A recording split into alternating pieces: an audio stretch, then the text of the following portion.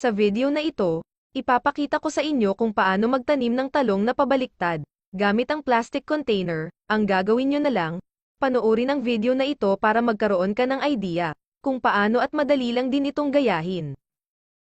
Samahan nyo ako at umpisahan ko na. Ang unang gagawin ay dapat mayroon kayong plastic galon, pwedeng luma at pwede ring bago. Kailangan nyo lang tanggalan ng puweten ang galon. Ito ay silbing bibig niya para hindi kayo mahirapan tuwing kayo ay nagdidilig.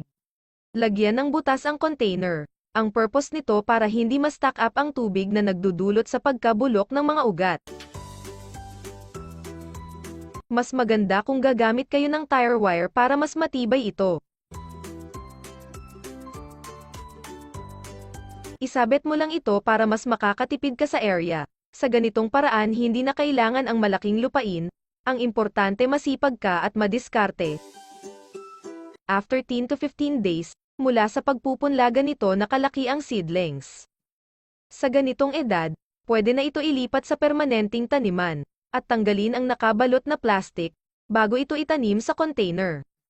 Sa ganitong paraan, iniwasan nito ang paglaki sa puno ng talong. Ang idea na ito, mula pa ito sa ibang bansa. Tapusin mo lang panoorin ang video na ito, para makakuha kayo ng idea. Dahan-dahan lang ang paglagay ng lupa para hindi ito tatagos sa kabila. Dapat ang lupa na gagamitin mo ay malambot, buhaghag, at mayaman sa compost. Kung wala kayong magandang lupa tulad sa nabanggit ko, pwede kayo bumili ng magandang lupa sa garden shop na malapit sa inyong lugar, at pwede rin kayo bumili sa Shopee at Lazada. Ang magandang lupa na pwede nyo pagpipilian tulad ng garden mix soil, loam soil, at pateng mix. Pagkatapos magtanim at maglagay ng lupa, kailangan ito diligan agad para makasipsip ng tubig ang ugat ng talong, para mabilis itong mabuhay. Ang pagdilig sa talong pwedeng gawin every 3 to 5 days para manatili ang moisture nito. Ang paglagay ng lupa sa container, dapat kalahati muna, para kung sakaling maglagay kayo ng organic compost ay may mapaglalagyan ka pa.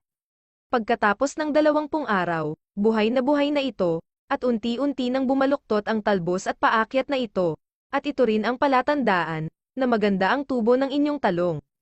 Sa ganitong kakaibang paraan sa pagtatanim, bago ito sa paningin ng mga tao, kaya nakakatuwa tuwing makikita mo ito. Kung napapansin mo, unti-unti nang dumarami ang lumot sa loob ng plastic. Ito ay silbing nagprotekta sa ugat kapag naarawan ang pananim mong talong. Pagkatapos ng 45 araw, ganito na ang hitsura at green na ito at lumapad na ang dahon. Sa ganitong edad unti-unti nang lumabas ang mga bulaklak. Kung napapansin mo walang butas-butas ang mga dahon, ibig sabihin nito hindi ito inatake ng mga insekto. Kapag nagtanim ka ng mga gulay sa container or sa paligid ng inyong bahay, bihira lang ito atakihin ng mga insekto, dahil naamoy nila ang usok na kapalibot sa inyong bahay.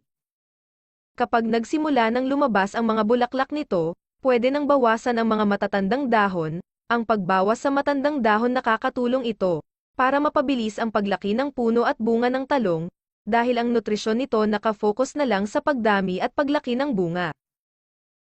Pagkatapos ng 65 araw, ganito nakalaki ang puno ng talong, at malaki na din ang bunga nito at sunod-sunod na itong mamunga. Kung napapansin mo mayroon na namang lumabas na bulaklak. Ang pagdami ng bunga, nakadepende ito sa pag-alaga mo at nakadepende rin ito sa nutrisyon na kanyang kinakain. Pagkatapos ng 3 buwan, ganito na ang hitsura ng talong, marami ang bunga at lalong dumarami ang dahon. Kung napapansin mo, kumikintab ang bunga, ibig sabihin sinyales na ito na pwede ka na mag-harvest. Ang pagtatanim ng gulay sa paligid ng inyong bahay, hindi ito hadlang sa inyong pagkabisi sa trabaho. Pwede mo ito gawin tuwing may day off ka or tuwing umaga bago ka umalis ng bahay. Sa ganitong idea na magkakaroon ng garden sa bahay, isa din itong malaking tulong sa iyo, at pwede ka pa kumita ng extra income.